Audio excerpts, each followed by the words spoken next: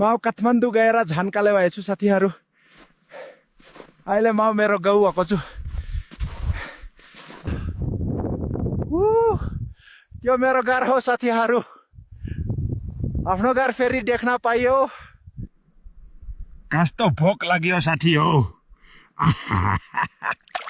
आज राति पार्टी। ढुङ्गामा माछा पकाउँदाको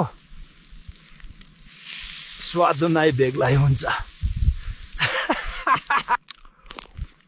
मिठो बनेछ गाइस, मजा आयो आज त।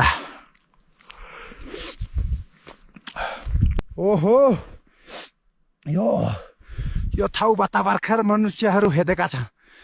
एकदम ताजा छ यो दृश्य। हेर्नुस् साथीहरू। ओहो कस्तो राम्रो। साथीहरू आज बहुत थक्यो। अब अर्को भिडियोमा भेटौँला। Bye bye.